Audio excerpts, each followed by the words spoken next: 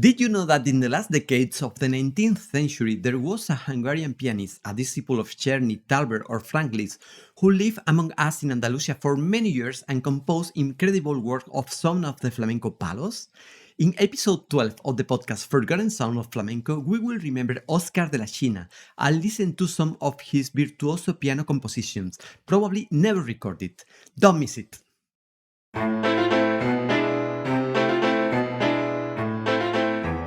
Sounds that once were listened. Sounds that once were enjoyed. Sounds that once were danced. Sounds relegated to oblivion. And yet, there is still something we can do for them. Let us summon them. Let us summon them. Welcome to the podcast Forgotten Sounds of Flamenco. My name is José Miguel Hernández Jaramillo, and I invite you to enroll in this journey through the sounds, stories, spaces, and people that were part of the 19th century flamenco.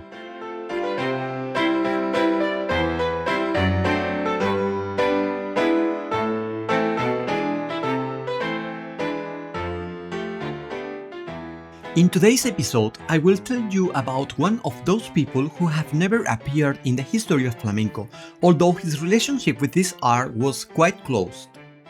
Our protagonist today didn't sing flamenco, didn't dance, didn't play the guitar, and not even was Spanish. But before starting, I remind you that you can follow this podcast on the leading podcast platforms, and if you like, share it in your socials. Today we will remember who Oscar de la Cinna was and his relationship with flamenco. Last week, the city of Budapest in Hungary has been very present in Seville for soccer reasons. By the way, congratulations to Sevilla Football Club fans because we achieved our 8th European title. Oscar de la Cinna was born in Budapest in 1836. He was a very virtuoso pianist since he was a teenager. He had some of the best teachers at that time, such as Czerny, Thalberg or Frank Liszt. At the age of 19, he came to Spain for the first time to give an artistic tour, with the peculiarity that his repertoire included many works of classical music by composers such as Mozart or Beethoven. Although it may seem curious today, at that time piano concerts with this kind of repertoire by Central European composers were not so common in Spain. In this first tour, he did concerts in Jerez and Seville, and he got to know the Andalusian music. This tour ended the following year, and as a curious note, I tell you that while in Jerez, he was infected by smallpox and was about to die at the age of 20. We will see how he would die precisely in Jerez many years later. After that, Oscar lived in different countries such as Portugal or England. In 1867, he married Cecilia Esteva from Mallorca, and soon after they settled in Seville, where they lived for several decades. We are listening to one of his compositions, the work entitled Seguidillas Granadinas. Let's listen to it.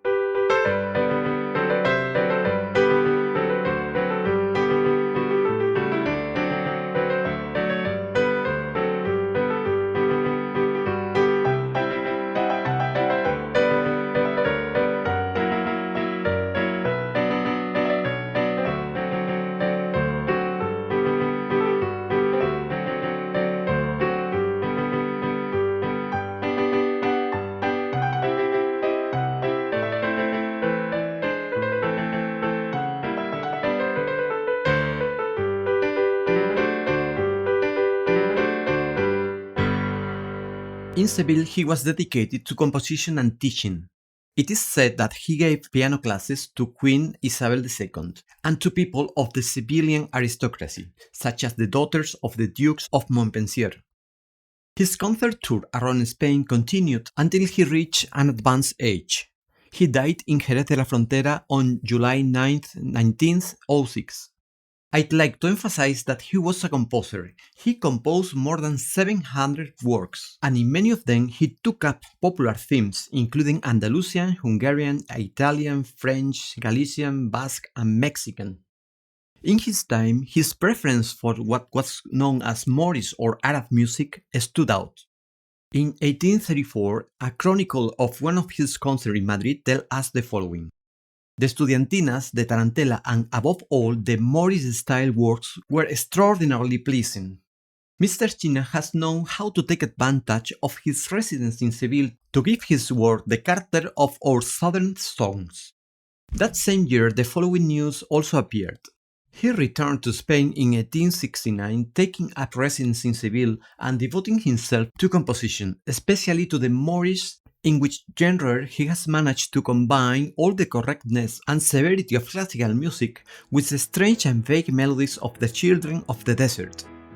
We are listening to now another of his works, Zambra Gitana, which contains many musical elements characteristic of the flamenco of that time.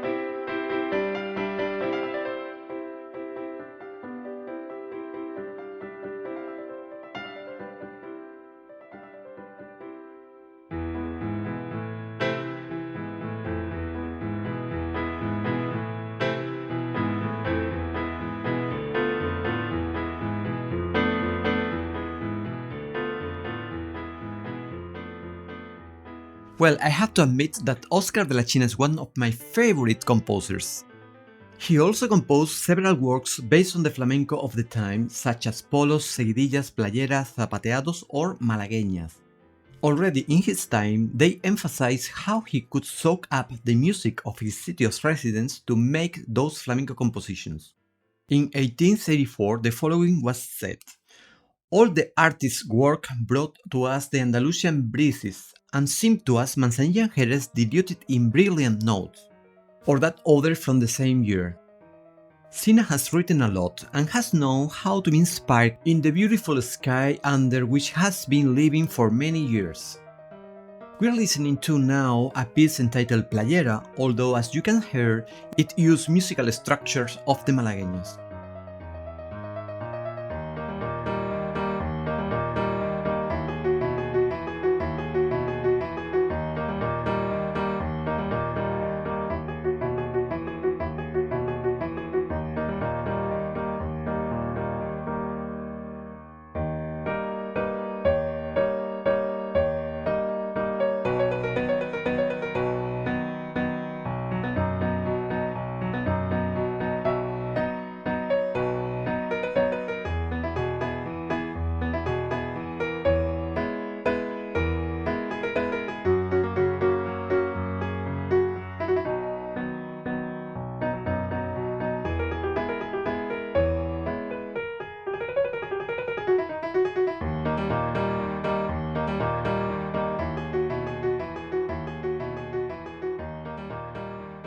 De la China composed several malagueñas. I know 4 of them.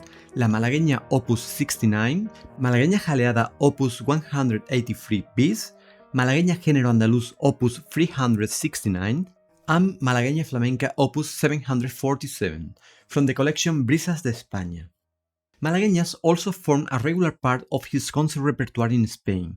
In 1897, a chronicle of a concert in Palma de Mallorca said the following: "Last night's program could be entitled Popular Airs, the Morris Serenade, the Tarantella, the Jota that always thrills, and the Malagueñas were performed by the Beethoven's remarkable disciple with the mastery worthy of the fame he enjoys in the musical work."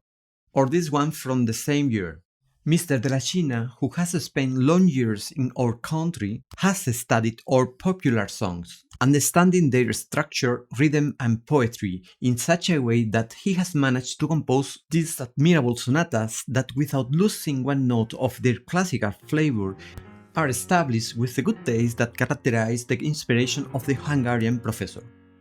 We are listening to one of these Malagueñas, specifically the one called Malagueña Jaleada Opus 183 bis.